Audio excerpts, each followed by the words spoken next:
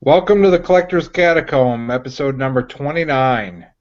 We're a bunch of collectors that get together on a bi-weekly basis now for a 2-hour show. Talk about our collections, the things we collect, stuff other people collect, and the history behind them. Um, I'm Eric Castle. I host this show, and I collect militaria, specifically the 38th Infantry Regiment, amongst a bunch of other stuff. I also manage the Allied AlliedMilitariaForum.com, and just a passionate collector. So got my friends together to do a show every other week. So without further ado, let me introduce the rest of my co-hosts for the evening. Go ahead, Eric. My name is Eric Kaishlin. I'm also a military collector, collecting items from Vietnam War on back. I'm a moderator over at the Allied Military Forum. And I also have a Facebook page, Military Collectors of Delaware Valley, for collectors in the Pennsylvania, New York, and Delaware area. Not New York, I'm sorry, New Jersey and Delaware area. And that's pretty much it. Just like to collect. I've always been a collector, and my focus now is military items. Awesome, Eric. Thanks for being with us tonight. And then we got Dan, more old stuff. Hey, everybody. Nice. I hope you can see that because I'm not talking, so I'm gonna keep talking so the screen will stay up on me. But anyhow, just thought I'd put a smile on your face. My wife won't let me wear that for some reason. I want to wear that one really bad. Unfortunately, it's a little small for me. But hey, everybody. Hey, this is Dan. More old stuff. You can go check out all my stuff at moreoldstuff.com. I got links to everything I do there. So, and you're looking at part of us, especially the one in the blue shirt, who's this. We should give a public service announcement about the woes of Windows 10. If you're planning on upgrading to Windows 10 anytime soon, take a look at this man's face. This is what will happen. Yeah, it's like Eric did the thing, man. He Took drank the poison. But that's cool. I get to play with it. I've been wanting to do it. I don't want to do it on my working computer right now. I'm going to wait till October. But so anyhow, yeah, guys, I collect and I resell and do everything. But tonight we're talking collecting, and we got some cool stuff to talk to you about, and continue one of our series too about your displays. Yes. And well, I guess last but not least for the moment, since Sasquatch isn't here, we got the Albatross. Brian, go ahead and introduce yourself. Hi there, I'm the Albatross, also known as Brian Posey around the forums. I collect false allegations. Actually, I'm starting to get into collecting little bits of art, at least getting into that since I've been doing volunteer work at the Warriors Canvas here in the city, where I'm also a featured artist. I'm getting back into the rhythm. Got an Amazon shipment waiting to go. It'll be leaving out Saturday. Getting back in the game. Got to do this. And I will be watching out here in YouTube land for your comments. Looking and bringing those comments back into our back chat here on Google. So bring your comments, bring your questions. Awesome, Brian. Thanks for being with us tonight and keeping an eye out for those comments. So, what do we want to get rocking and rolling with? Well, we're going to start. I think we'll start with what we kicked off last time when we were doing a little talk on people's displays and how they display their collections. And we were asking people in our chat and our viewers to post something over in Collector's Catacomb. And we had some people post. It was kind of cool to see that they have some collections. They took a couple snapshots of their displays. Last week Eric and I we showed some of our stuff, and we went online and showed some other people's stuff that did some wonderful military displays. And so let me kick it over here. Give me a second, and I'll show you, because we want to give a shout out to some of these people that actually paid attention. One of them is Mrs. Angie Martin. She submitted a picture of a collection that she has of vases, and we were all kind of chatting with her there in Facebook about it, and she wasn't sure. See, I think I asked her how old some of these things were, and what'd she say? Did she even answer me on that? I don't know if she even knew. She just knows that they're pretty old, but they were pretty cool. Really decorative. It looks like she likes the color green because everything kind of has a green tone to it. But I know Angie's just had some surgery, and so she's recovering. I don't know if she's out there with us. I hope she is. I hope she gets to see this because we do want to give her a shout out and thank her for submitting and contributing to our collecting display section here. Now, let's see. That's some pretty neat looking vases too. Yeah. Vases, vases. Yeah. Tomatoes. I kind of like this one here. You're starting to show your sophistication there, Eric. Yeah, I know. I always have my pinky up, so. So then we've got this is I don't know if she's a collector, if she's doing this for display. We have people that also post things that they found, that they collect, and they post on here. But there's a jewelry display from Yvonne Johnson. She's got some cool stuff in here, and you know what? There's a comment below that. There's actually a comment below that where she kind of explains what. There is. Yeah. Down in here. Okay, hang on. Yeah, there's another photo before that. I think before Angie's. Oh, there it is. There it is. Okay. So it says during the last show, you guys asked. Okay, so she upcycle frames. Says I remove the glass and mat, and she likes it to create a crushed staple onto crushed velvet fabric. Pin the brooches on there. So I'll show you some close-up pictures of the brooches that she makes the background piece that these are all pinned on that you can display on. So that's pretty cool. Yeah. It's really neat trick. There you go, some Christmas stuff. In the shape of a Christmas tree. So. Like a Christmas tree. Yeah, that's a neat way to display it. So yeah, you'll have to. It looks like she says she takes and stretches some kind of velour stuff over top of a frame and makes this kind of thing. You can buy those. I have some of those that I bought, but some of those are expensive. If they have glass on the front of them,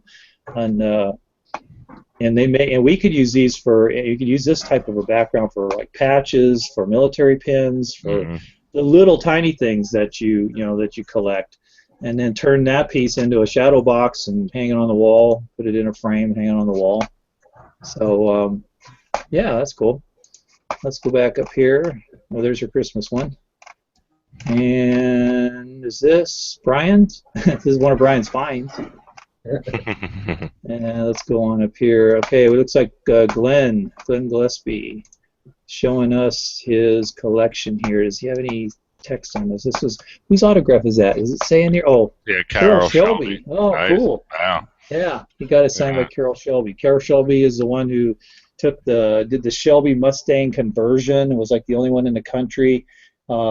Basically put a monster motor in it and did a bunch of stuff to the body, but then he created this Shelby Cobra and a lot of car stuff. Well, that's cool. He's got his autograph on that. Very cool. Is he in there? Oh, there's Angie. She's there. We made it. Yvonne, I don't see Yvonne's comments, and I don't know if Glenn is in here. Glenn is in there. He's Glenn's there.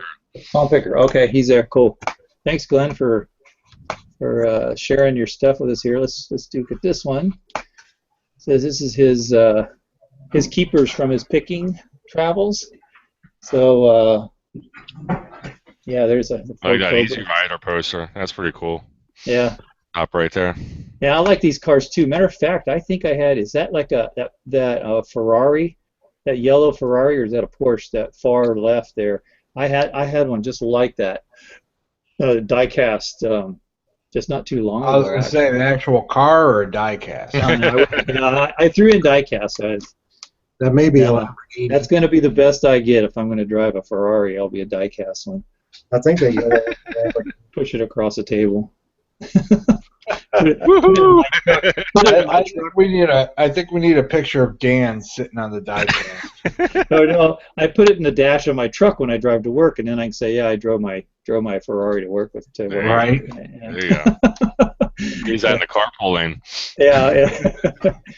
Yeah. All right. Well, that's cool. Neat little cabinet display. It's kind of cool. Most of us are on this show are pickers, and so we're going to all these places. We're seeing this furniture and this kind of cabinets, and that's what I think is cool. I look at all that stuff too, not just for, just for resale, but I look for it for myself. I was like, I got all these little things I need to display, and that's how I buy most of my stuff. And I have an antique booth space, and a lot of the displays for my sales stuff that I have there, I picked that way too. So we're all, like out there, and we got our eyes open, and we're looking for this stuff. So it's a good opportunity to find. And talking about diecast, that's a huge collecting area. Is that all that diecast stuff? Mm-hmm. I remember in El Paso, the guy that had a shop next to where I had my antique booth. It was nothing but diecast, like 3,000 square feet of diecast. Jeez. And I mean, it was busy every day he was open. Just really? People really love that stuff. And I guess it's, like we joke about never being able to drive a Ferrari. Well, but you can own the diecast of it and look at it, and, oogle it, I guess. Yeah, and I have a couple actually. I see your race car, your NASCAR. I've got two. God, they're bigger scales. I can't remember what scale they are. They're the John Deere. John Deere sponsored a car for a few years in the '90s, and they're both autographs by two NASCAR race drivers, and they're kind of cool. They're in their original. They're in a plastic. They have a plastic, hard plastic. They sit on a wood base with a hard plastic case over them, and I got them at a garage sale, and I still have those. Those are kind of cool. All right, let's look. What else we got? Is that it? I think that was it. Yeah, we only had 3 entries. All right. We'd like to see more. All right. See more. I guess we should have mentioned the $1 million prize money. Huh? Yeah, I know. Oh yeah, man. So We'll I guess we'll just have to keep it between ourselves. Yeah, Yvonne, Glenn, and Angie are going to have to share that $1 million, I guess, since nobody else. Well, no, there was a clause. You had to have 4 entries, man. Yeah. Fine print. Yeah. Well, let me show you something real quick that I put together. This is another let's see if I can. Hang on. This is not filling. What are you cooking? Recipe books? Yeah, it started in the middle. Well, let me go. There we go. So I have a little corner in my living room that I collect dairy stuff. It all started from that cream separator. I was going to say, by the way, all of Dan's rooms have 8 corners in them. I have a corner everywhere. And there's stuff. He apparently has collections in all the corners in his house. Yeah, it's pretty much everywhere. I never touch anything. Never lived there. Never. I just wanted to throw that fun fact out there. My whole downstairs is like the museum because we never lived down there. So it's like I just fill it with stuff. We're going to talk later about one of our best finds and stuff, and I guess I can mention mine in here real quick, and it actually is this cream separator, and it's just not because so much what it is it's got a little story behind it as far as me goes. And so when I grew up on a ranch, and when I was like 11 years old. We moved onto this ranch and had cows and was milking cows and doing the whole thing. And we had a cream separator. And one of my jobs was cranking this cream separator every single night, running about 12 gallons of milk through it, and or more. Sometimes it was up to 30 gallons of milk, depending on how many cows we had. And separating it. What this does, it uses centrifugal force. For anyone who's never seen one of these, uses centrifugal force, and it spins inside this. The milk's, you fill the milk here, it pours out here, and it goes into this. There's a series of cones, metal cones in here, and it spins around when you crank the handle, and the handle's down here. So I can get a better shot of this thing. The handle's kind of down here. And then the milk comes out one spout, and the cream comes out the other spout. So depending on how fast you turn the crank is how thick your cream is, right? So it has to be exactly the same speed all the time, and when you're cranking it. So I hear you guys. My mind goes in dirty places all the time. Sorry.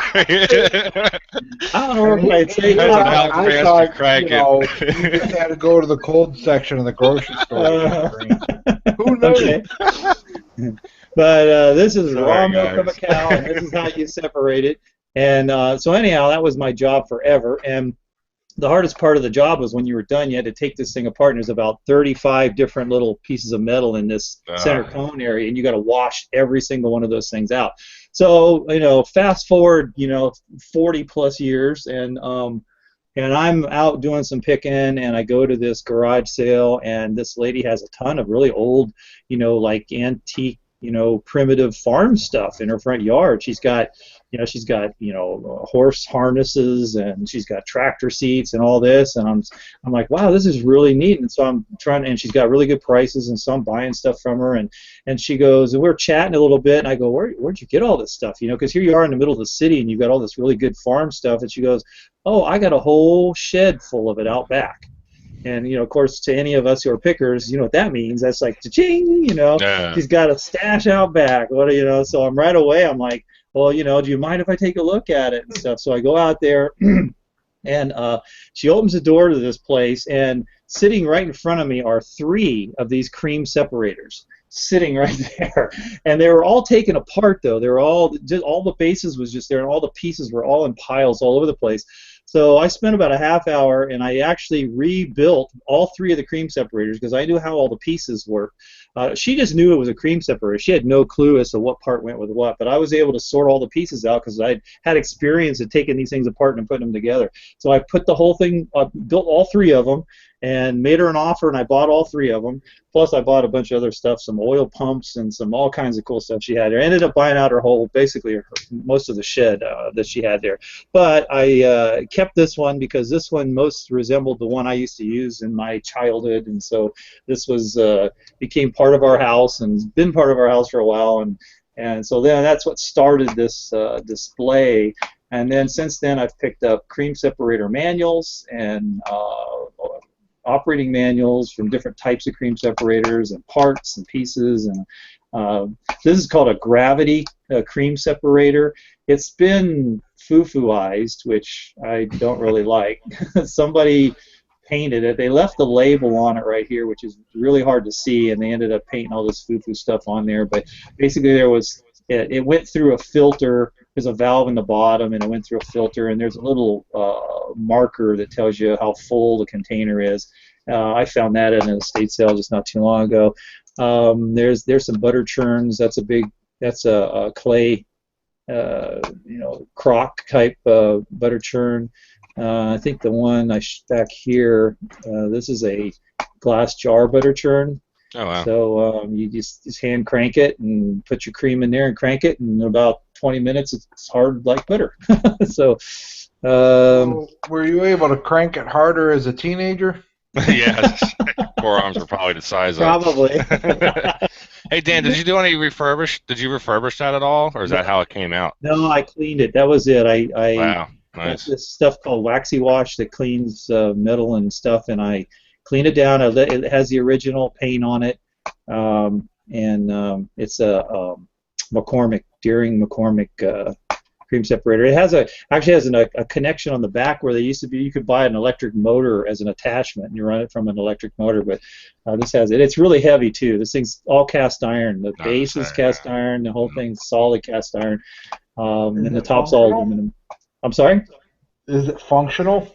Oh yeah. Yeah, this one will work. I've not actually put milk in it and used it, but it does turn, and the centrifugal thing spins. I think I'm missing a couple of the filter pieces in the center out of the stack that's in there, but it's all there. It all works. That would make a pretty cool YouTube video. Oh yeah. What, does stand for 8 hours cranking it, or? We're showing how to put it together and take it apart, and Yeah, that's true. That's an idea because I don't think anyone's ever done that, or not too many people know anymore how that operates. So those things. I've been to museums Yeah, that's had these, and yeah. and I showed them in a museum how it worked because nobody in the museum, they were all too young. They knew what it was, but they didn't know how it worked. And so I actually Right. took the Yeah, hand museum. cranking tends to be a thing of the past, I guess. Yeah, That and just the fact that cream separation and how that whole technology was is kind of weird. Right. So. that's With the Oculus Rift, you don't need the hand crank anymore. It's just, Dan, another quick question. When would you date that to? Like 40s, This is like a 50s? 1943. Okay. It's dated 43. I've got the manuals for it and everything. It's about 43. There's older ones. They actually started making Oh, these in so the that one would 18. have been too new for you to use, huh? Probably. Those newfangled pieces of machinery. Huh? Damn you. Damn you. Advancements in technology. you got to think about it. This is back in Dan's day. That's how milk did a body good. Yeah. Yeah, that's how I was able to crank that nice and strong. So then I got some of the bottles and and I got butter. And I got butter boxes, old butter boxes. Anyhow, there's my dairy. There's a little milking stool, and there's a milk can and stuff. That's my little dairy corner. And as I find things, I just kind of throw it over there in the corner. So just need a cow. Just get the cow. I know. I just took a cow. I do have some of those. I really don't know. Would you be able to take like whole milk from the store that's like been pasteurized and everything? Would it still separate the same, or do you really Probably need fresh not milk? because it probably not because it's already been the cream's been separated. I know, especially like 1%, 2% milk. You'd have to get like whole milk. You might be able to separate a little bit of cream out of it. It wouldn't be anything as good as what you have with raw milk because raw milk is just Whole milk has like a sweet taste to it too. It's I wonder thick. if you could even find raw milk around you. Yeah, because you know what? There's plenty of them. With the way that everybody's all about natural, you could probably find it relatively easily. I think the issue is more is the pasteurization, Yeah. because that's where all the germs and the diseases are. So if it's raw milk, you can pasteurize it, which basically I think they boil it or something. They do some kind of cooking process. Yeah, all they do is heat it. Yeah. So but yeah, I mean, yeah, you could. I guess you could. It's not raw. It's not raw when you cook it. There's popped around because there was a big story about it. People getting sick off of it here lately. Yeah. That is around. And Dan, since you were raised, I guess, around the dairy stuff, and I wasn't, here's a question. You got one cow, you give it like a milking in the morning or something like that, right? The one milking. How much milk does it? Actually, you don't. It's actually twice a day. Yeah. Well, I'm just talking about one period where you milk it. How much milk would you get? Like a gallon? What, from one cow? You could get 5 gallons from a cow, from a single cow sometimes. The milking, if you don't hand milk a cow, right, which is like will take forever. If you've got 5 or 6 cows, you never get done hand milking cows. But there's milking machines that are big aluminum bowl. They're about 3 to 5 gallons. They have suction things on there, and it straps around the back of the cow, and then it hooks to an air compressor, and there's a suction process that happens, and it milks the cow really fast, and it's safe for the cow. The cow doesn't know it. It doesn't hurt the cow. Yeah. And one cow can do 3 to 5 gallons sometimes. And that's like twice a day. So you can move a lot of. Have a lot of milk with just one cow. You hear about families long ago, and they have this one cow, and you think, what's one cow going to do for them? But man, that's a lot of milk. That's forever. Despite growing up in Philly, I actually went to an agricultural high school, and we had a working farm, and we had dairy cattle, we had beef and sheep, all of that. So we had a facility where we could, they taught us how to hand milk, but then also, I just read a comment on the chat. They taught us how to hand milk, but then we also had the equipment there to be able to. I bet your horticulture was pretty popular there, huh? Yeah, there was some questionable growing in the green, or questionable items being grown in the greenhouse. And I'm not even joking. So, but yeah. Now, Dan, would that separator work with goat's milk? Yeah, should. Any milk. Yeah, you can make. Yeah. You can do a cat. Yeah. Whatever. Good luck. You don't have to have a bowl. Just get you a bunch of cats. Yeah, there you go. You're good. You can do a cat. And how do you know that a cat can get anyways. So anyhow, that's my display and one of my items. So I'll let you go. I guess we're done with the display stuff. So if anybody wants to be part of our show, we'd love to have you come on and show us some pictures or show us some of your displays. Basically, what we're doing is we take pictures of our stuff, and and you can post it on the Collector's Catacomb, and we'll use it in our show next time we're on. And if you're available to come on, you don't even have to have video. We'll let you just talk to us and tell us a little about your collection, how you got started, and how you display it, and that kind of stuff, which would be great. And it doesn't have to be anything fancy. Just we just want to kind of hear what people are doing and share with other people, and maybe get some folks motivated to start sprucing up their displays or doing something with their displays and getting a little more creative with it. Because a lot of people have stuff, but it's all in boxes, right? And it just, oh, I collect this and this, but yeah, I got it all in boxes. Well, it's not doing any good in boxes. And you want to have it out so you can see it. Most of all, you can enjoy it and see it out there. And then if you have people over to see it, you can show it, show it to friends and whatever when they come over and stuff. And it's kind of cool. So anyhow, next segment. I'm pretty sure that comment was directed at me, huh? Oh, I guess so. You haven't shown anything yet. We got to get you to show yours. It's all in boxes. He did. You took pictures of boxes and showed us that one time, I guess. He showed us the boxes. Yeah, he did. Well, let's go Nice ahead pallets. and get let's go ahead and get the tardy guy introduced. We need to introduce him. We haven't seen him in a while. What's up, guys? I gotta turn off my fans. It's super hot here. Anyways, I'm Drew, the California Picker. You know me. Specializing in fine art, antiques, collectibles. Shoot some questions my way.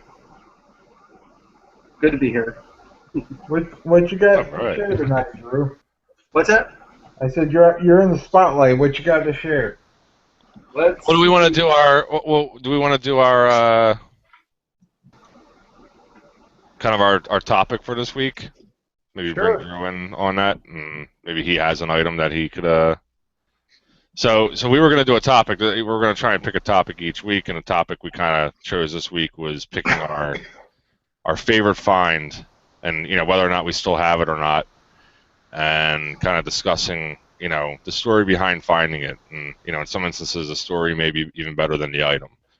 So I don't know if Drew had an item that comes to mind. I know we had the pen that you showed a few weeks ago. That's a pretty pretty good find. But I don't know if there's something else that maybe you can recall that was just maybe your most your greatest find, and maybe has an interesting story about how you found it.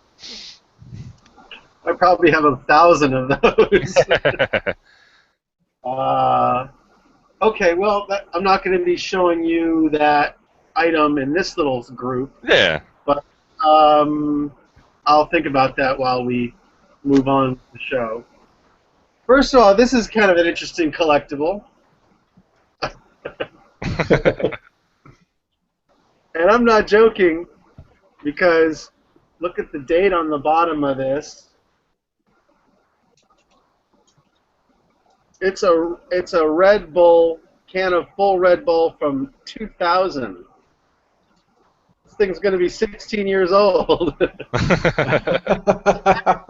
I've had it in my refrigerator. It's a sample. These were the early samples that they gave out at gas stations and stuff, and I didn't even know what it was. I stuck it in my refrigerator, and here we are almost 16 years later. So you haven't cleaned your refrigerator in 16 years? Is that what you're saying? I kept cleaning it, but I kept one can, and it's cold right now. I could drink it right now. Is that great? So to go along with my 15 or almost 16-year-old Red Bull can. A thing We of got a McDonald's? Oh. McDonald's hamburger? Yeah. Thing of French fries. a vintage iPod. Very nice. Where was that? In the freezer? No. This thing's about 10 to 12 years old. That's an old iPod. These things really sell. Look how fat it is, and it's got this, kind of, that rubberized stuff on it. It's all getting all kind of gross and old. I'll have to change that, but It's fossilized. yeah, that's pretty cool.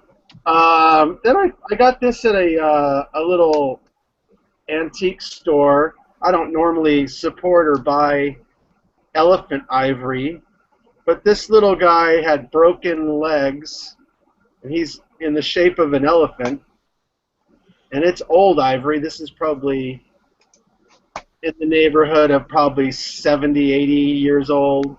So I think this would be pre-ban.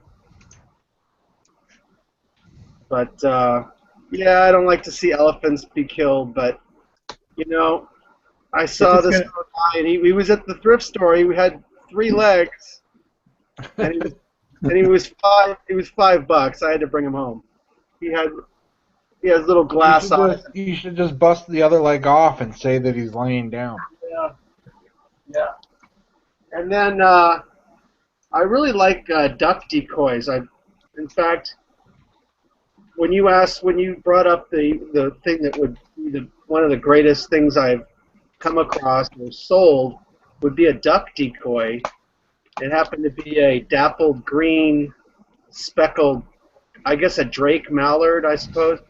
Anyways, I'm not a true expert, but I do know what I'm looking at when I do see them. And I sold that one for a nice amount. And unfortunately, I put a buy it now up there with a big price, and then somebody bought it real fast, like within 10 minutes. And then I got messages after that offering me like twice that. Wow. And so yeah, so this one happened to be in the same batch as that one. I bought 5 of them, and one was like the home run of all home runs. This one, and then there were a couple nice ones, and then a couple, mediocre ones. But this happens to be a goose decoy, and he's signed on the bottom, Hardy, stamped with the Hardy logo. And he's cool. He's got glass eyes. And this was not really meant for use in the pond. This is probably a little bit more just a sculptor, a wood carver, just doing this for fun. And that was kind of cool. I have another really good one sitting on the shelf up here. I think I showed you that last time. Still haven't sold that or found out much more about these. Did I show you these guys? These little work gloves. No. Look at these little Western tiny little kids gloves. Before child labor laws. Yeah, what is it about? These are work gloves. These aren't winter gloves. And right there on the little button right here to button the thing, it has the guy's name on it. Let me see what it is. See if I can see that. Dan, and 4th birthday on there, right on the button. So these were made for a little kid's 4th birthday. Oh, you found Dan's birthday present. Oh man, that was mine. And look how much remember those. They're worn. I mean, they look like they're like a little Wrangler kid or something wore these. Could it have been for maybe a little person who, Oh yeah. I mean, Yeah, I would be more inclined to think that than. Well, why would it say? I wouldn't. These are tiny. Look at the size. I mean, farm kids. Nah, I guess so. Yeah. We have a little person's house near here too. It's abandoned, but it's right near the head of a trail. Yeah, I'm serious. The front porch awning's like right to here on me. It's weird walking No, up. I mean I would think those are like little farm kids gloves or something.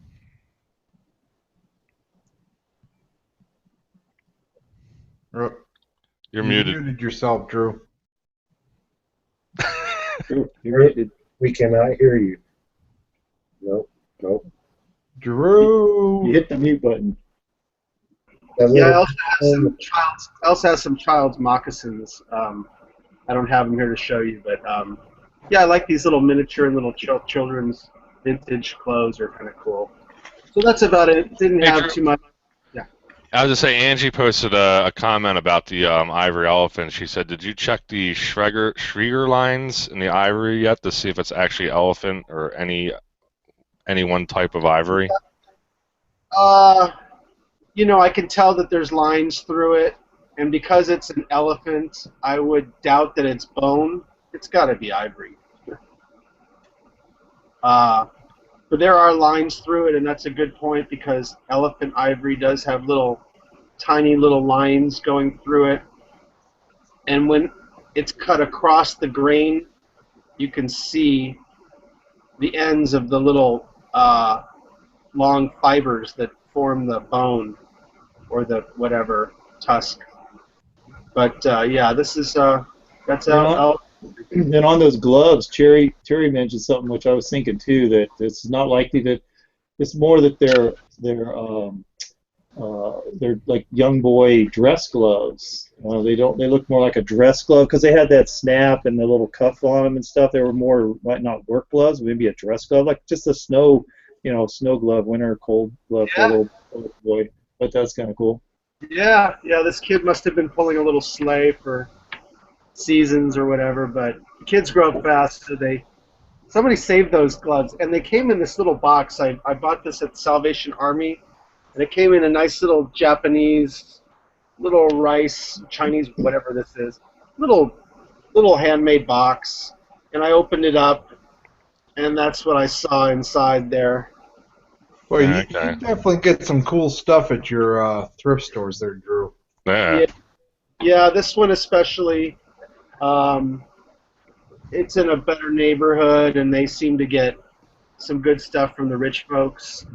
But lately, I got to tell you, Goodwill sucks, and I'm Well, not for the people who need it. Even for them, it's getting expensive. yeah, and Real expensive. I'm also kind of in a selling mode now. I've just for you guys, I've just kind of backed off my buying. You know, I've just got it a little bit more in control, and so maybe after I get rid of some merchandise, I can get back, to my old picking. I was gonna say it won't be long. Yeah, it won't. But you go through phases and like, I got no more room, and you know. I'm doing the same thing, Drew. I mean, I got to where I got boxes of stuff piled. I said, I can't take any more, but I still want to go out, right? So it's like, dang, I don't want to like just sit around here. I'd rather. So I'm doing more selling, of course, trying to get that going. But I'm when I go out, I've set these limits. I'm like, okay, if it's not a high quality, I'm only looking for like quality stuff now. I'm not gonna just buy things because I like them and put them in a box now. I'm kind of thinking so it means I'm buying less, sometimes I'm paying a little more, but I'm buying less stuff so I don't have to worry about storing it and whatever, and I don't have to, and it has to be clean. I'm not going to fix it or repair it or paint it or clean it. Try to do as little as possible. So that's it's just the first phase into trying not to buy so much, because usually I'm out there buying boxes of stuff and I'm like, well, what am I going to do with all this stuff? I'm so behind in my listing as it is. But yeah, I don't wanna hear that, until you guys catch up to me about the whole bought too much stuff. Until you have a warehouse. When I'm ordering truckloads from California, I guess then you're really in trouble. So yeah, I should send a truckload to you then, Eric. Yeah, there you go. I've actually one of my warehouses I need to really work on downsizing a bunch of the stuff. And I thought about like putting a camera up and doing like a time lapse of going through it because, like honestly, I think with like 1 or 2 guys, it will probably take me like a month to Really? get through it, working at it like 3 or 4 days a week. Wow. It's a nice But I look. thought a time lapse would be kind of fun just to like, Yeah. when I find something good, like hold it up for the camera and stuff. Yeah. Look at that guy. A nice little porcelain find with the price tag there. um, and what was interesting about these, it's got a little crack right here. But what's interesting about this one is it has 6-character Chinese mark. And that's really what you want to look for, is a 6-character. That's going to be an older item. Later on, they went to 4 characters and put it in a square. So this you're going to see in some earlier porcelain. And on the bottom, you're going to see a little ring. This is all hand-painted. And it's really finely done. You see that bird there? $8. Yeah. $8. It's a creamer. Now this is obviously not, that old because it's made for Western or, European use. Take milk in your tea. So this is probably, I'm just guessing, but probably, 70, 80 years old. Somewhere there. But I like the 6-character. And it's interesting to learn some of what these characters are because you'll see them being repeated. It's not really coming out too good there, but yeah.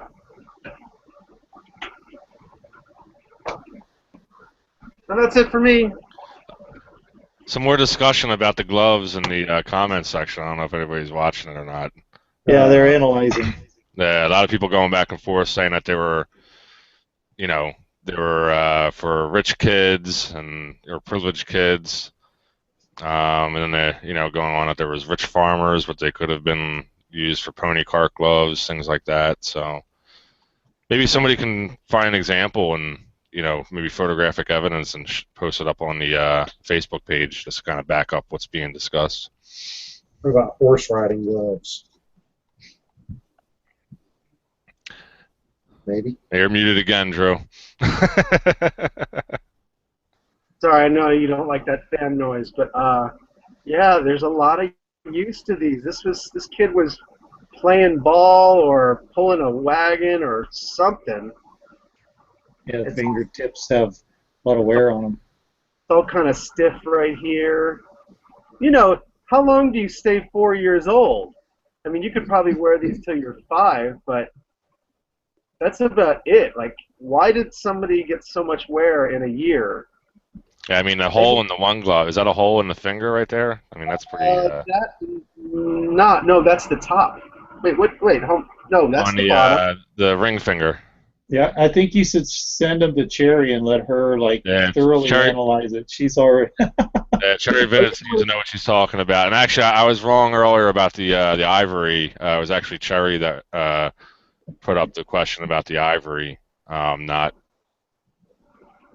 It's a split, so it splits Andy. right here. It buttons right there. Okay. And it splits right there. It looks like it splits pretty far up there. I don't know. The palm would have been right here. But maybe that's to give you some breathing air on your wrist. I don't know.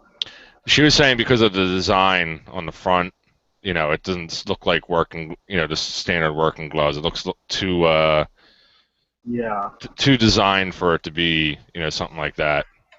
Well, maybe the kid's glove got handed Maybe they down got to poor. Yeah, or maybe he handed it down to his brother, and whatever, they used it for a couple generations, or not, or cycles of kids. I don't know. That's what I was thinking too. Maybe that's just a hand-me-down and it wore out. But then again, if it's a privileged family, would they have had hand-me-downs? I don't know. So. Well, somebody saved it as a special thing, like of their childhood, like people. Remember, we used to take your baby booties and make them copper, dip them in copper. Bronze, yeah. Bronze. Yeah. They were really copper. It wasn't bronze, but Yeah, I know what you're saying, but everybody said bronze. Yeah. yeah. And keep those things.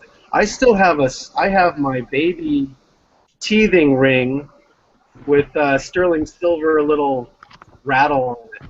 Still to this. What was it made out of? Granite? The ring was like well, the ring, seriously, the ring was like a not Bakelite, but something kind of like that, like a hard plastic. It was probably like Bakelite or something. Like you were just sucking on formaldehyde. Yeah. It was asbestos. Is it asbestos? And, you know, Your parents broke their phone. They said, "Here, suck on this." hey, we drank out of a hose.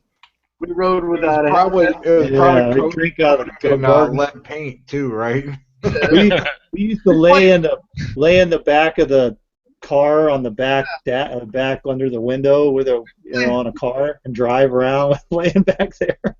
Played with mercury. Yep.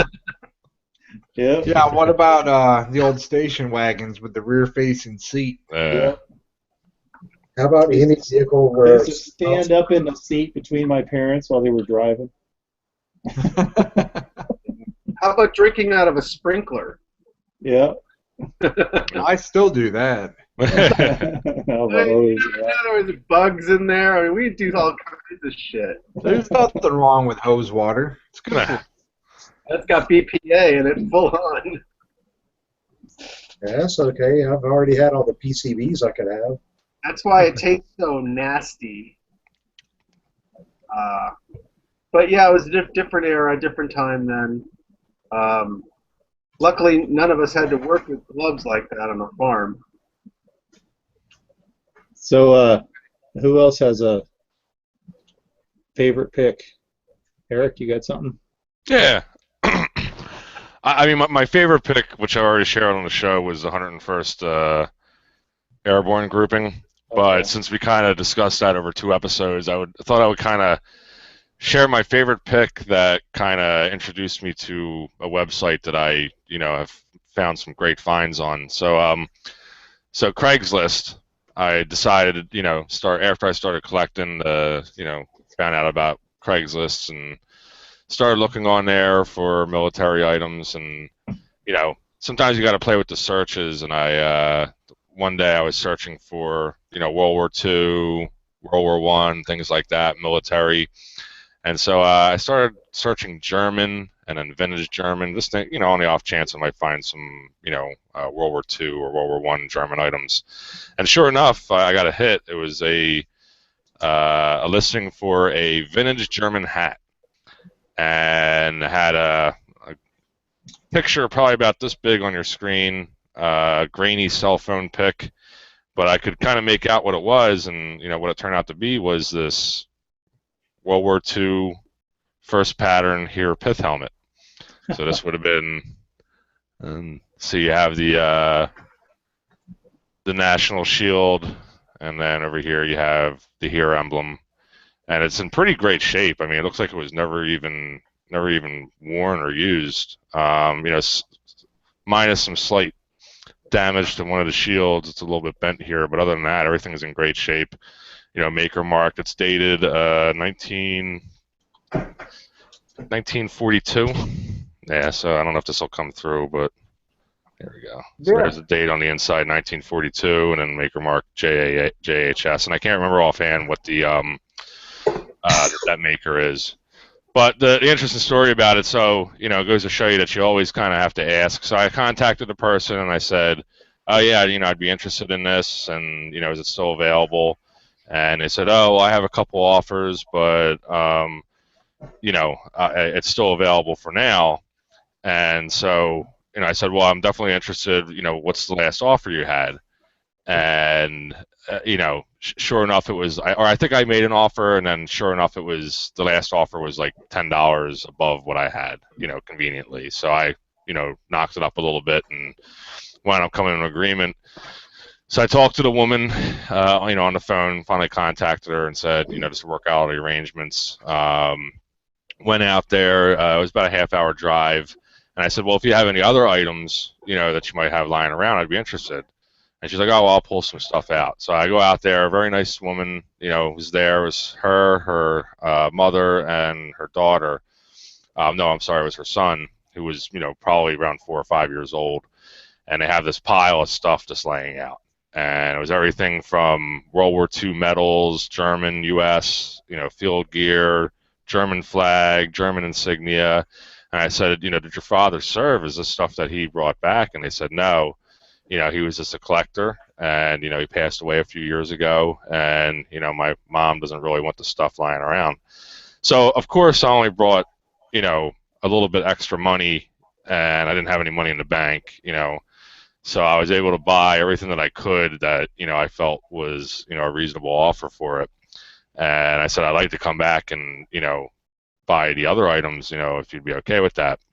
So she said, sure, no problem. We'll set up a time. So at the time, my boss, he was kind of into collecting a little bit, and he collected the most eccentric stuff. He was into collecting marbles at this time, and I know there's a big field for marbles. Some of them can be very valuable, whatever. Not my, cup of tea personally.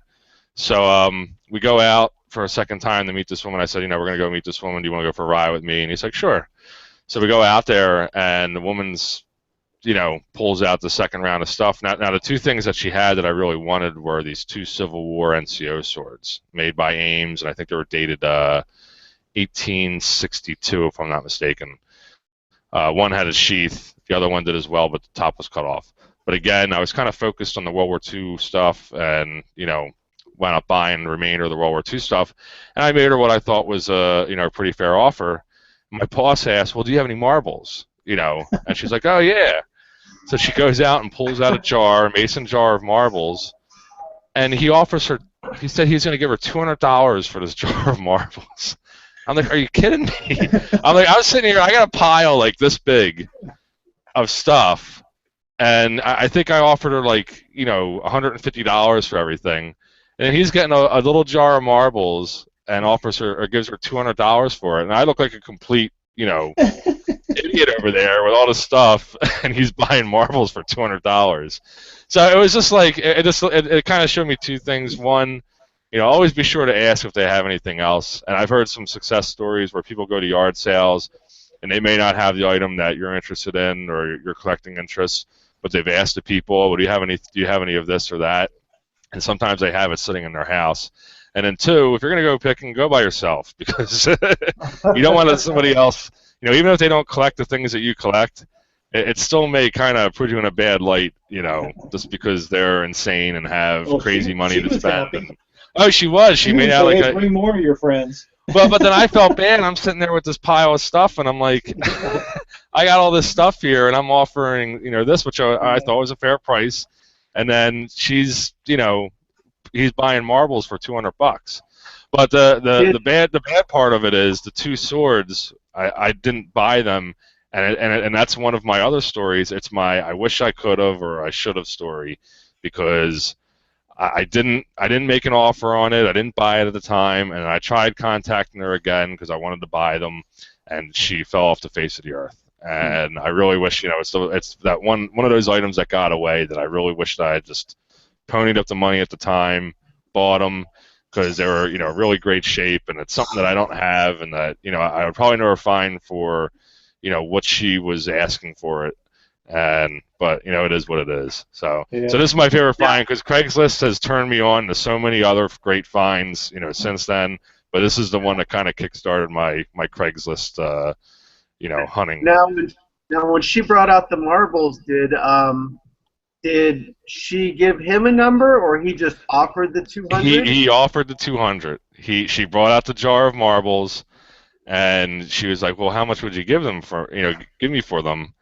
And she was probably expecting him to say like $10 or $20, and he comes out with a $200 figure, and I'm like, "You're starting like way high. You need to come down a little lower than that." And but he's a great guy. He was my boss, or he was my wife's boss. He was my boss. He's one of the reasons why my career kind of, went the way that it went.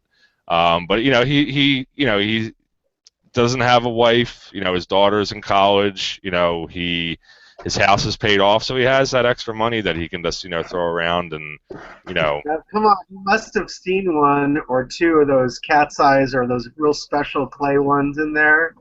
I don't think there was anything like that in there. I mean, you know, this is a guy. He bought this one house. We did a clean out, and he went in and bought. The person was a stamp collector, and he got this great deal on stamps. This guy had, you know, it was one of those houses like you were talking about, Dan. The house sat vacant for probably close to like 40 years, untouched. You know, the son had passed away, and the thrift shop that I volunteered at, they were, you know, kind of told that they can go in and clean out the estate and keep whatever they want as long as they trash what they don't want to keep. And it just so happened that his parents' house, sort of the fellow who died, his parents' house was still sitting there untouched. And so they went into, you know, we got to go into the parents' house and clean out that, and it was just amazing, some of the stuff that was in there. He was a World War I vet. You know, there was, you know, old record player, Victoria or whatever. Yeah. Stuff like that. You know, it was just some of the stuff in there was amazing. But the one thing, there was this filing cabinet, 4-drawer filing cabinet, and it was filled with stamps, and all of them were categorized, you know, cataloged, you know, in little wax sleeves.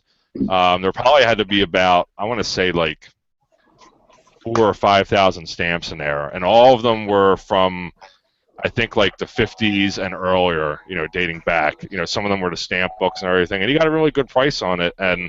But it, you know, that he probably still has them. You know, he has this great collection, and he really needs to, like, you know, sell them, because I'm sure there's somebody out there. And from what I understand, the stamp market's kind of soft, but some of the stuff in here is probably some really, you know, quality pieces. Did you know if they were American stamps? The majority of them were American stamps, but there were some foreign mixed in. You know, but I would say probably 85% of them were American stamps. You know, some of them were in books. You know, and he did them all right. They weren't like pasted in. He used the I forget what the backing is called. Hinging. Yeah, well, the hinging, and then I think they used, I forget what the backing they used as a, you know, to kind of hold them in place. But yeah, exactly. So they're all mounted properly, and, you know, none of them were canceled or anything like that. They were all, you know. So yeah, it was a magnificent collection. If I'll have to talk to him. Maybe one day I can, you know, if he still has them, maybe I'll ask him if he wants to come on and, you know, share them, because there's some great pieces in there. Yeah. Cool. I have a really great stamp collection. It's a mixture of United States stamps and European stamps, with a lot of emphasis on animal stamps and like commemorative stuff. Most of it all is canceled. Okay. And it's just amassed by a collector. I'm sure there's some sleepers in there, but I looked them up. It takes so much time. I'd say probably the most expensive stamp in there is like $10 or. That's the thing. You need to hit that one stamp, like the you know, there's certain stamps out there that have a real high value, and you know, you need to find that one. But yeah, that's the problem. I mean, you have to sell it in bulk. You can't do, unless you have the time to list them individually on eBay. It would just be impossible to. You know, you definitely have to do it in a bulk sale, or, you know, try to group them together so that they're like ones, you know. But I'll give a sleeper out there. It's called the British 1D. Just look up the Great Britain 1D stamp. Yeah. I'll take an inverted Jenny. I was going to say the inverted Jenny is probably most. Well, and Hawaii is a little bit more common than the inverted Jenny. Hawaii, first stamp ever made for Hawaii. The Great Britain 1D was the first self-adhesive stamp. Okay. I believe it came out in 1840. But the cool thing behind it is generally stamp collections are self-adhesive stamps is what people collect, right? Well, you know those mass-marketed stamp books where you can add all the stamps to it and they're like 4 inches thick? Yeah. Well, the British 1D is always the first stamp in those books in the Great Britain section. So if you're at an estate sale Oh and yeah. you want a quick $100 out of a stamp book, flip to the Great Britain section and see if there's a 1D in there. Yeah, I It's just saw. it's $100. Generally, yeah. Really beat up ones or ones that are really off printed are about $50, but they don't go much less than that unless they're in horrible condition. I have So some here- from like here's one. 1888, 1886, 1884, right in Yeah, there. I got everybody's on eBay right now looking up British 1Ds. Yeah. But yeah, I mean, he could have one in there for all I know. I mean, like I said, there's so Well, many in there that who knows That was what the he has. kind of stuff that, when I This- was really picking antiques and collectibles that I would pick up on, because you This- see stamp collections all the time. But I Yeah. would learn about those little specific sleepers like the 1Ds, Yeah. and then you could just flip right to it. Okay, it's not there, and I'd move on. Yeah. But Well, here's what- I've sold over a dozen of them. Like, I mean, I found that many. In Here's general, like I said, European stamps are really not worth anything. You might have, some exceptions to that rule, but compared to American stamps, there's no comparison. And then, like you said, to have them canceled and not canceled is a big difference. So if he Yeah. has all that collection uncanceled, that's pretty Right. cool. Well, and then it also comes down to, because there was errors with the number of perforations too. There's it's such a non-perforated stamps tend to be worth a little bit more, and then it comes down to how they were cut. Yep. And then the other is the blue silk. yeah. Yeah, I only learned about Also, all the this just frame- from watching him as he was, learning himself about what makes it valuable and whatnot. So, Also, like Eric just said, of the perforating lines, how perfect the teeth are, and where the centering of the image. Like it could have more of a margin on one side, less of a margin on the other. That's not as desirable as something absolutely centered. Right. And Well, and like the 1Ds, it also comes down to the letter combination. Certain letter combinations are rarer than others. well, certain number of perforations are also rarer than others Right. in some stamps. That's Oh, kind of what I was. I ain't gonna count those fuckers. Oh, I know, yeah. But it is. I mean, The 1Ds now, they came in perforated and unperforated, Mm. and there's different grading for them depending on whether they're perforated or not. But yeah, that's the sleeper for everybody that wants to look through stamp collections. And they're so beautiful. Like the European stamps are just incredibly good looking compared to American stamps. And you would think they'd be worth more money, but they're not. And I have a really great collection of these animal stamps, beautiful colored stamps from Africa and in all kinds of Malaysia and all different kinds of really incredible places. yeah. Yeah, I'll have to ask him to see if he can bring, because he does have some. There are some European and other countries mixed in. So I'll have to see if he can pull it up. You know what the killer is? Again, showing. So he always lucks out. So he got the stamps. Here's the killer. So when he was going to look at the stamps, this other guy came over, and I'd asked him if he had any military stuff, and he brings over this cigar box. Now, I'll keep this short. So he puts a cigar box down, and in it is another little box. So I open up the little box, and I see a bunch of cards in there. So I take that little box, and I'm looking at it. I'm like, these are important. But I said, let me look at the military stuff. So I put it to the side, and I start looking through the military stuff, and my boss says, oh, let me see that box. And I'm like, somebody passes it over to him. So I'm looking through the military stuff, nothing too exciting. I buy that. He winds up buying this little box, and inside the box were about 30 tobacco cards from the early 1900s. Pictures, yeah. And mixed in there were about, actually it was probably about 40 tobacco cards, and mixed in there were about 10 baseball tobacco cards. Wow. And one of the cards was, mint, not mint, but near mint condition. Honus Wagner. No, it wasn't a Honus Wagner, but it was George Buck Weaver, who was on the Black Sox. And if anybody knows what the Black Sox scandal was, during the World Series, the White Sox cheated, and a lot of people were banned from. The most famous would be Shoeless Joe Jackson. So, mint condition George Buck Weaver, he bought the whole box for, I think, $40. The Buck Weaver card itself was worth around $1,000. Wow. So even though he spent $200 on marbles, I think he did well with between the stamps and the cards. So that's cool. so yeah, but so that's why I don't pick. That's why I don't put it down. Yeah, and it was my fault. I saw it and I knew, I'm like, these are tobacco cards. I need to focus on these, but I just didn't think I would be able to afford it. I thought the guy would want like an arm and a leg for the stuff, and it turns out he just didn't really care about it, and I'm worried about some common World War II medals, and I should have been focusing on the the tobacco cards. But so again, getting back to my other point, always go by yourself. There you go. Learn the power of the bundle.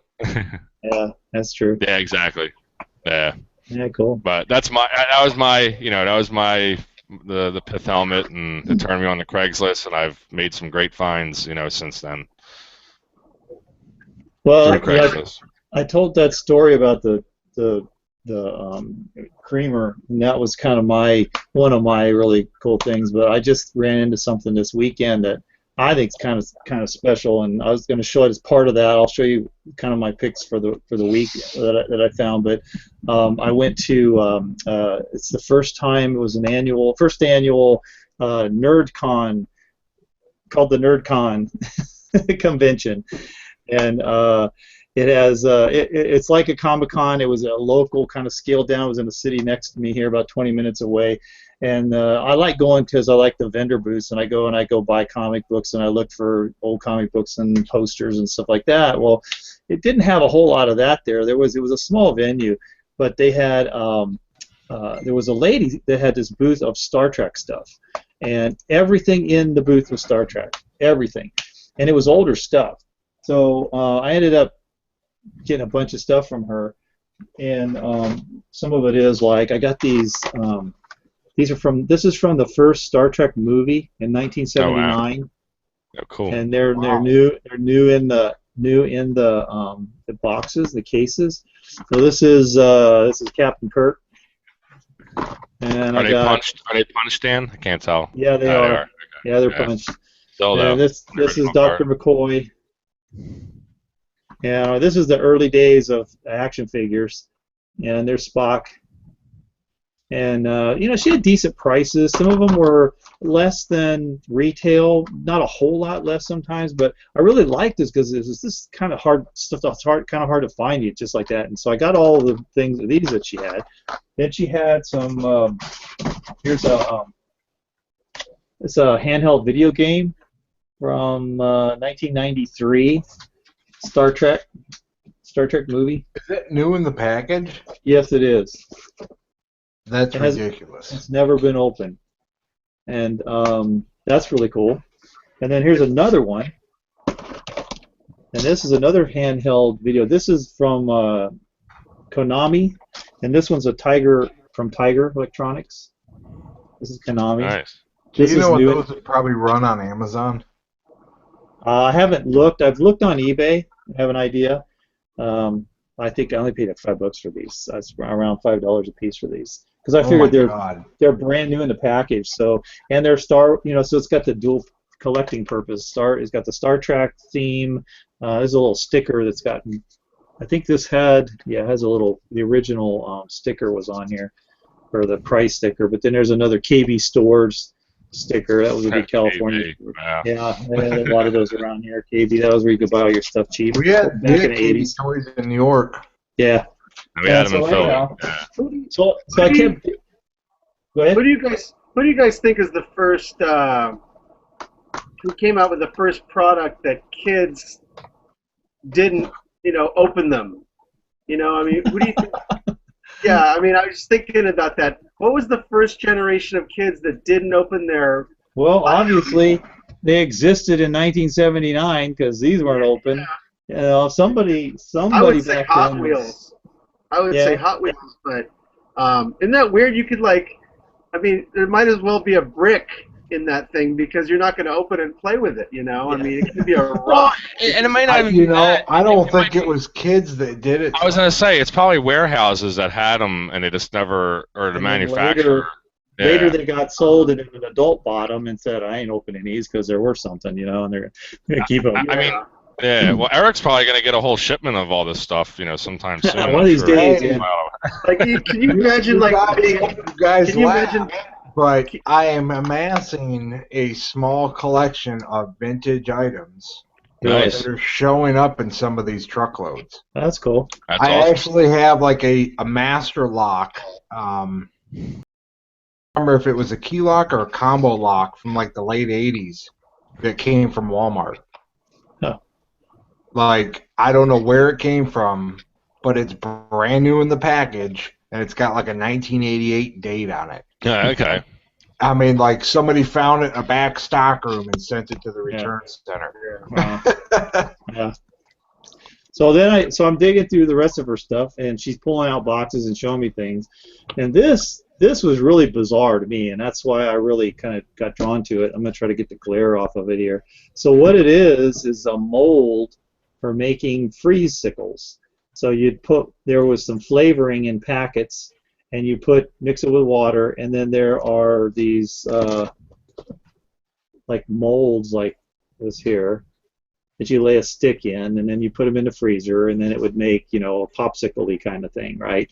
So this is dated 70, date's barely visible on here because the little flavor packets broke or leaked inside of this thing, and it's kind of all gushy in the bottom. And someone had shrink wrapped it after the effect. I don't think this is well, it might be. Actually, it might be original. I haven't figured it out yet if it's original. Is it glued or heat sealed, Dan? It looks heat sealed. Then it's probably not original. Yeah, it kind of feels like it's not an original. I don't know why they would have shrink wrapped. How old is it? From 70. This one's 78, I think. Yeah. And the shrink wrap is mint? Yeah, it looks pretty new. Yeah, There's it's no probably holes. not, because it would be Well, brittle no hole here. if it was from the late 70s. So, she was trying to sell this for quite a lot, and I was not interested in it because of all this. And then after I was buying stuff, she just said, "All right, how about for $5?" I go, "Okay, I'll take it for $5. I'll stick this in my collection." It's like, it's so bizarre. It's like even though what he's got this, what was I guess you could consider damage, it's just a really bizarre thing. And down here are the images of all the Star Trek crew made into popsicles down here at the bottom. That's crazy. So Okay. that's all the stuff that leaked in the bottom? Yeah, it was some of the flavoring packets. They had little packets that had different flavors for the. Have you thought about maybe opening it up and drying it out or something? It's not wet. It's already dry. It's old. It's been broken a Oh. long time ago. It's dried. It's hard. It's it's kind of nasty. But I don't know. All right, so this is the best thing because this was sitting there. It's a box of silly putty, Star Trek silly putty things. I never have opened them. It's not really from the Silly Putty company. It's from this Laramie. It's called Laramie Putty. But this is the original display box. There's 24 of these. So there's a whole case of these in here. And the box has not been. This was meant to go to the store. They would cut this line. They'd cut it off here so that you could see all of the things inside, and then you stick this inside of there to display. And so this is the whole thing. It's like the whole. They must have saw what George Lucas was making off of Star Wars and just threw their name on it. Tried to throw their name on everything. Yeah. Being that you found so much of this dead stock, Dan, I bet you anything somebody ended up buying out the back room of a store that went out of business. It may have been. These are dated 1979, and those figures were from Mego, and Mego did a lot of toy making back in the 70s, right? They did a lot of the first action figure kind of stuff. They were really well known for that. So the action figures were Mego. Well, the lady that was selling this after, because I bought some other little things off of her, and this was my favorite thing of all. And so I'm asking her about, she says, I just need to get rid of stuff. You know how people start when they say that, that's like, whoa. And it's like, okay. So she goes, well, my husband was a Star Trek collector. I have thousands of things from Star Trek still in my house, and he died 2 years ago, and I need to thin it out. I need to, I'm just trying to make some room. She goes, I got stacks of comic books, Star Trek magazine, Star Trek, all this stuff. And she goes, I just don't want to go through it all, because I could, I guess, put it on eBay, but I don't want to mess with that. I don't want to do that. So she gave me her card. She gave me her phone number. I started chatting with her. I gave her my phone number, my information, and I think this weekend she only lives about a 30-minute drive from where I'm at, so I'm gonna go give her a call this week and see if I can go out there and see what else she's got out there. So I may find some other cool Star Trek stuff, old Star Trek nice. stuff. Hopefully. I thought you were gonna say her last name was Mego, and she had all the original prototypes. Yeah.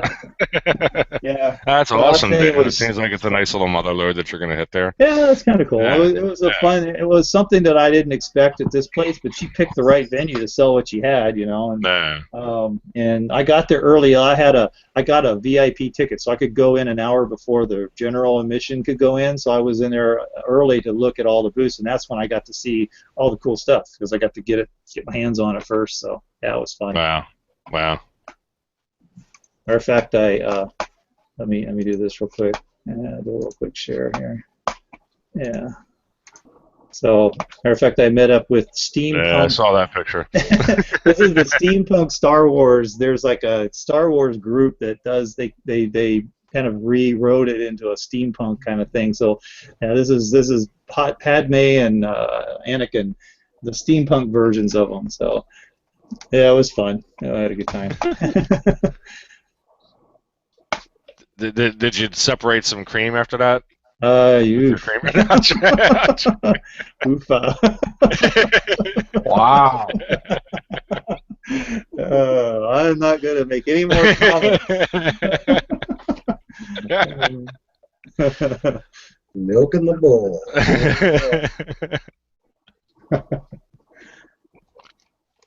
I got some military pictures too. I don't know if you want to, just real quick.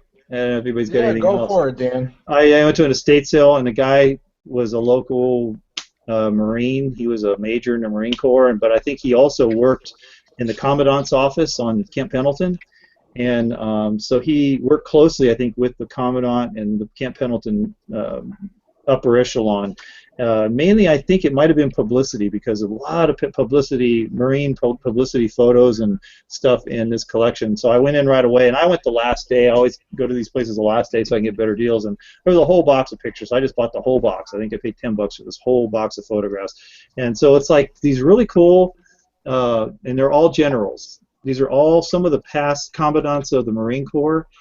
This guy is, this is actually Major General James M. Masters, Senior. There's a whole, this was with it. There's this whole biography about the guy on here. But one of the cool things is on most of these pictures. Oh, this one doesn't have it. Hang on a second. A lot of these pictures have the stamp, Marine Corps stamp on the back. That's kind of an inventory. And some of them are just, well, this is now this guy. When I started researching this guy, this is really cool. This is Major General Melvin Moss, M-A-A-S, is his last name, USMC. And he has got this kind of a cool story where he started in the Marine Corps, and he also was a representative for Congress. Let's see. Was he a representative? Let's see. I have to read this whole thing here, but he was. Oops, back to the photo. I did a whole series of pictures, different poses. Some are. So anyhow, but this guy was he was a Republican in the 70th, 71st, and 72nd Congress. So in 1927 through 1923, and then. He had been in World War I, in the Marines from 1918, 1919. He left active duty in 1925 so he could run for office, right? So then he's running for office, and he's a congressman for several years. So he was in 1932. He was let's see, says he he was in the chamber house, and a man came in with a gun, said he wanted to speak. He wanted to speak to the representatives, but he had a gun. Now, I haven't looked any more about this history up to see. I'm sure there's something in the history about some guy running into the Capitol with a with a gun. But anyhow, he stood up in front of the guy unarmed, and he faced him off basically, and he says, you know, you can speak in here, but you cannot speak in here with a gun. You have to take your gun outside. And so the guy went outside. He listened to him. He went outside, and of course he was arrested and put in jail by the time the guards got there and got him. So it was kind of interesting that this guy stood up to some guy, you know, unarmed in Congress with a gun and everything. So just little stories about these guys. So I'm doing my research on them, and I'm finding out this. This guy was a general. This is David Monroe Shoup, General Shoup, and he was the commandant in the 60s. Most of these guys were from the 50s and 60s. They were commandants of the Marine Corps. Why do I recognize that last name? Well, he was kind of known later in the years. He died in the 1983, but he was a really close friend of John F. Kennedy, but he was adamant against the Vietnam War. He did not like the Vietnam War and what was going on out there, and so he had written some books, I think, on it, and he was very outspoken about that. And so maybe that's where you might have heard from him. Yeah, maybe it was the books. I just recognize that, you know, being that I'm not much of a Marine Corps collector, I thought it was odd that last name stood out, you know. S-H-O-U-P, Shoup was his last name. But he has a long career. This guy has over 40, I think he was like 40-plus years in the Marine Corps. Actually, he started in the Army. And he was a few years in the Army, and then I think this is the one that then, yeah, and then he re-enlisted in the Marine Corps. Maybe not. Yeah, one of these guys did that. But he was coming out of the Marine Corps in '63, I think, in the '60s. So, and I have a ton of his pictures. And what's interesting is in this batch of pictures I got, all different poses and stuff. There's this, evidently he collected, so suitable for our show, General Shoup collected sake bottles. And here's the thing on the back of here. It says that you know, General Shoup shows the visitor some of the more than 400 unique and colorful sake bottles he's collected as a hobby. He displays them on shelves located in a small room in the basement of his quarters. So you probably started collecting them, you know, back in World War II, Japan, and then discontinued from there. And some other stuff he has. And this is kind of different. You don't see this kind of stuff, this side of a general, you know. And there's like a Japanese screen that he's got, and he collects some his Japanese stuff. So anyhow, I got these, and then they all have the publicity kind of stamp on the back of them. They're typed, actually. Somebody typed it on the back. On these, but so yeah, this is mostly all publicity photos. I have just stacks of these, and there are some really bizarre ones in here. Different guys, different generals, mostly generals, portraits, and then there's this one, which I thought was kind of interesting. This was like it looks like it was on the base. There's some other. I actually have and also there's negatives in here. I have the negative to this. I have several negatives that were this photo. So I have a whole bunch of these photos, like about 5 of these. And on the back it says, "Do not release." I guess they didn't want to incriminate. I can't imagine why. They didn't want to incriminate these poor guys, you know, like their wives back then see this picture of them. It says, "Do not release." That was funny. Oh, that's hilarious. So I got the negatives to these, and then I got a stack of these large format negatives. They're on these envelopes, and this is how most of these things. And then there's a individual snapshot of with the negative of what it is and the markups on it where they were getting. So these were like getting ready to be published, or That's this is how awesome. they took the pictures. And but most of these are from the early 60s, late 50s, early 60s. And Now, did you buy those to sell, Dan? I get them. I got them. I'm still not sure what I'm going to do with them. I'm trying to do a little bit more research. I might sell, because I have a lot of duplicates in here. I might go ahead and sell some of the general photos just to see some of the portraits. I looked them up, and there has been some that sold. Maybe it'd be like a collector who collects that era, or that specific. Maybe they own something that this general had. A gun, a sword, a patch, and they want a picture to put with it. And I figured maybe I could put these things up, and somebody be interested in buying them for their. And this is another one. This is like the first mini bike. There was a lot of pictures in here of them riding this thing around the base. It's like a mini bike with a big fat tire on the back. And there's different pictures of Marines riding these things around. Oh, yeah. 29 Palms, out in 29 Palms, the deserty area out here. But I got the negative to this picture, and then I think I have a big 8x10 of this too, buried in all this stuff. But yeah, it's just interesting. I've spent hours going through this and looking through all the. Kind of looks like a little mini Cushman. Yeah, it looked like one. It had like a Briggs and Stratton type motor on it, though. It was kind of weird. Anyhow, see what else I got in here. Oh, there was some letters in here regarding Camp Pendleton is really old. It's built kind of on it's a huge area, but it encompasses a lot of old haciendas and what was old ranches way back in the 1700s, and even back when Indians were living here. There's some old Indian adobes and things that are out on the base, and so they were communicating with some archaeologists to come out, and they were communicating with one of the Native Americans that lived in the area at the time that knew the history, and these archaeologists came out, and they're standing there looking at an adobe wall, probably of an old hut or something that was out there. And there's letters basically just communicating that when they were going to come, what they were going to look at, what kind of stuff they were going to do, and then there's this guy, and they're standing by this wall. I don't know if this has any value to these or anything, but I just think it's interesting. It's kind of unique. And this guy's pointing to the place on the map where Pendleton's at, and where this stuff is.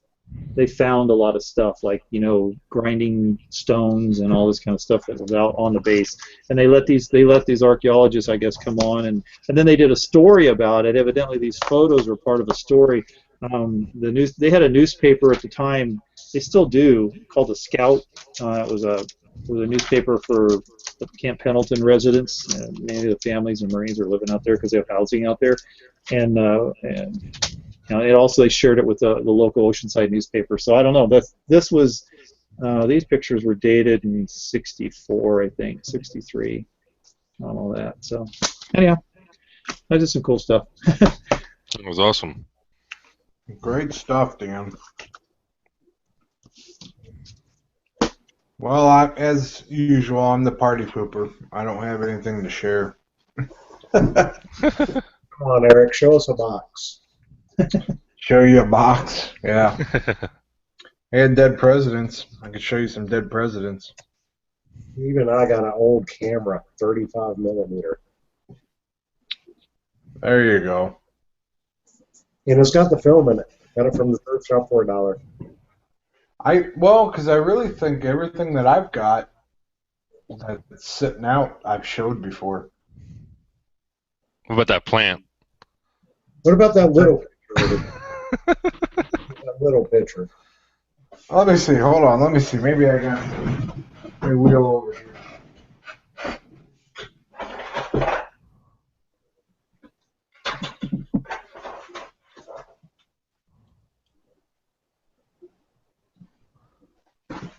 There's that classic vintage Bissell vacuum cleaner. Yeah, I know. Yeah. Over 2 years old.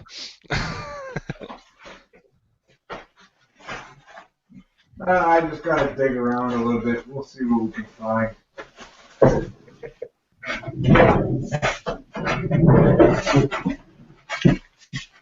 Let's see. What do we got? Well, this is probably World War One, maybe earlier. All right, look up Herbert Brothers Manufacturing for Cavalry U.S. Horsebrush. Wow. They're still in business. I know, Really? it's a full-service production company specializing in humor. Never mind. Yeah. It's probably, I would say it's probably World War One. I don't think it's much older than that.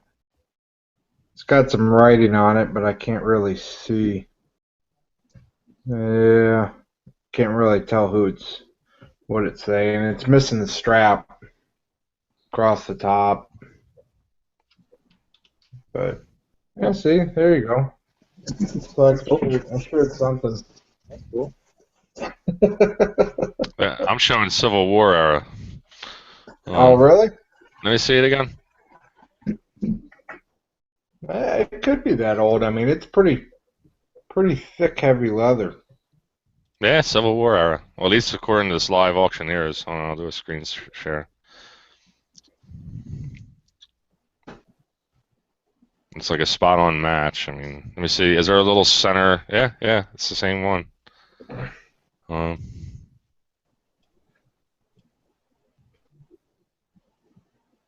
Yeah, Yeah. the Herbert Brothers is stamped across the top here.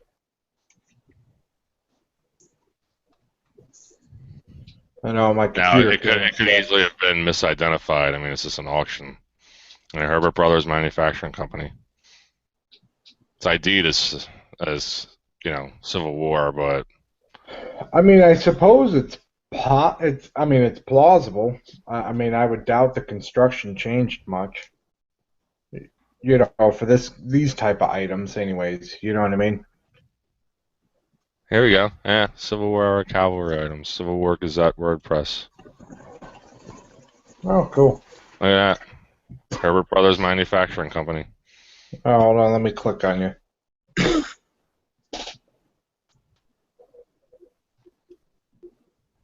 Oh yeah, there's one with the strap on it. Oh, cool. Yeah, look at that. Doesn't Not doesn't earlier than we everybody thought have it was. doesn't everybody have Civil War cavalry items in their china cabinet? Just sitting there. Gar.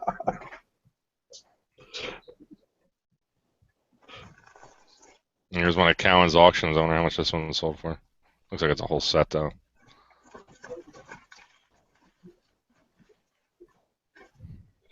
I know I've got a Civil War. I think it's a potato peeler somewhere, or like it almost looks like a grater, but I think it was for peeling the skin off potatoes. Yeah, see, even the tag on this, I don't even remember where this came from. It says either World War One or earlier, so it must be earlier.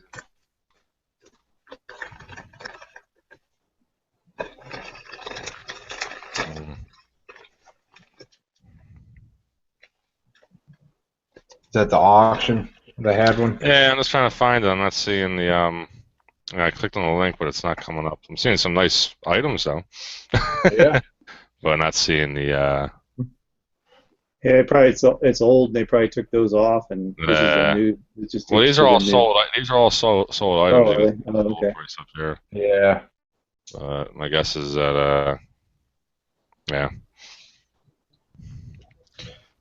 Cool. Anybody else got anything else? Where'd the Squatch go? Oh, he dropped off. I don't know.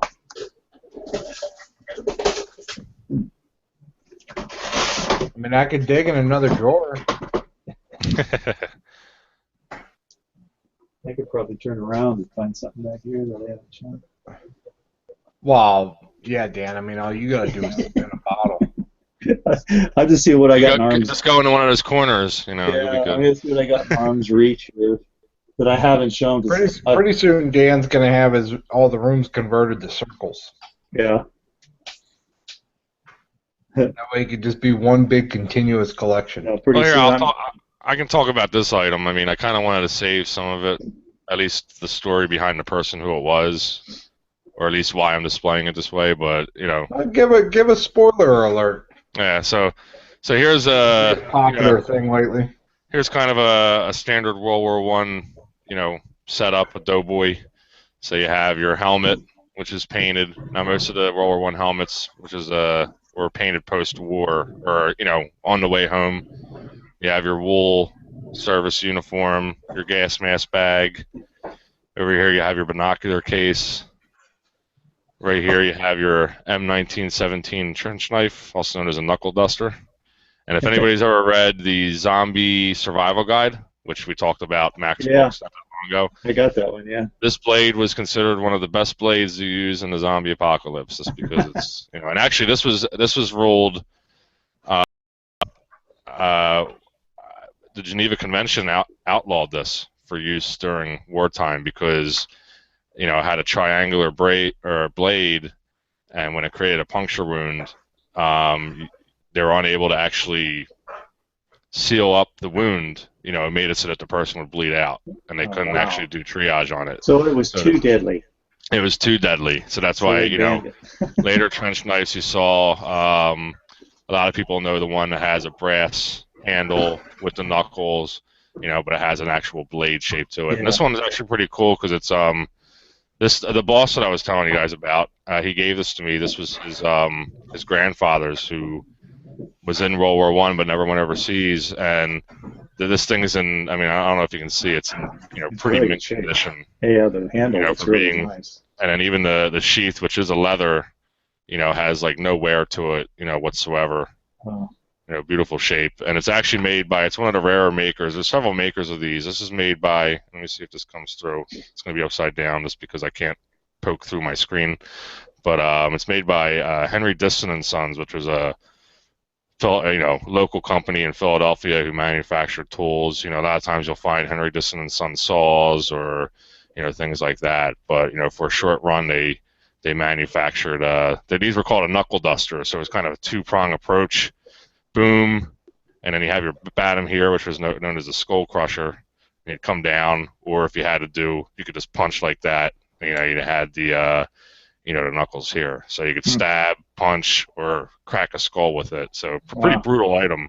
And like I said, Geneva Convention later said, no on this. So this one's actually dated 1918, which was the last year that they manufactured these. And it was only a 2-year run, 1917 to 1918. And then they adopted what is, a lot of people know as a trench knife. And actually later on, paratroopers during World War II carried those in as well, the same style knife. So, yeah. But, the World War I stuff, a little teaser on this. So, I wanted to tease it because I picked up a grouping to a fella who served with the 339th Infantry Regiment, which were known as the Polar Bears. And for those who don't know, we had a short conflict with the communists in North Russia during World War I. So, during the tail end of World War I and, shortly after. So it was a regiment that was completely it was all soldiers from Michigan. And they went over, and it was kind of our last stance to defend the Eastern Front.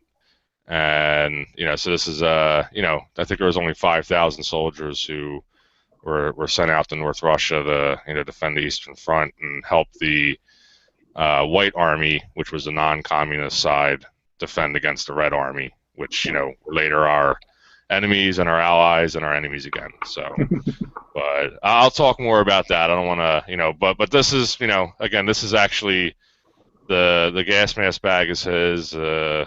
This is his, and there's a helmet which I'll show later. But this uniform is actually for somebody who served in the 30th Infantry Division.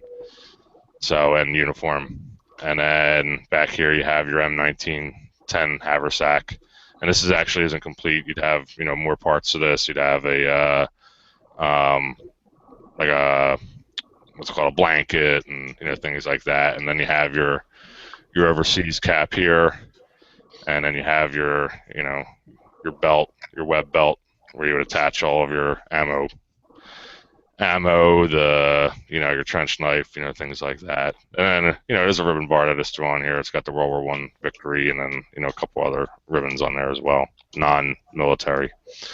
But yeah, just to fill some time. So that's a little teaser. I'll talk more about his service. I have some photos of him, photos that he took while he was in North Russia, and then I'll show the helmet, which is kind of the centerpiece of the the collection, or of the grouping, I should say. So. Right. You got anything else, Drew?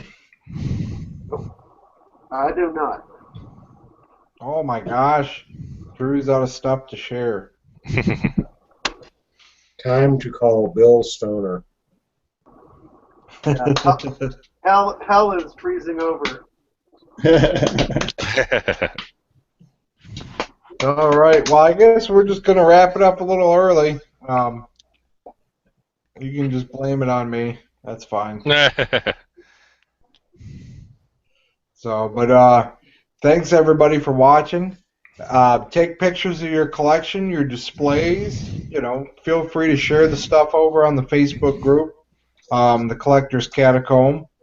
We will talk about them. I think every show I really like talking about what people are sharing in the group on the show when we do the every other week when we do the shows. So feel free to post your stuff up. If you want to come on and talk about it, just shoot us a message. We'll get you set up. Yeah, you find something cool you want, because there's people that do that. They've been right, so maybe we'll do that. We'll just start highlighting stuff in the posts, see what people are showing.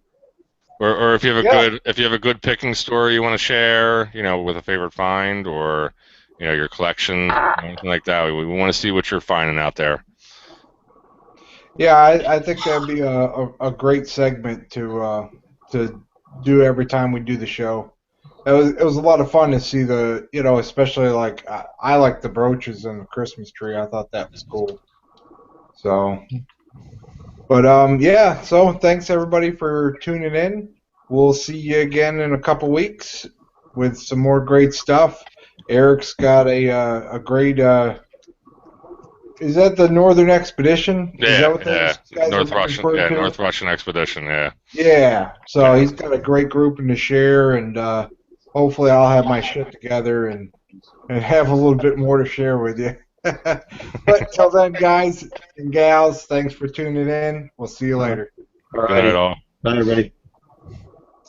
Goodbye.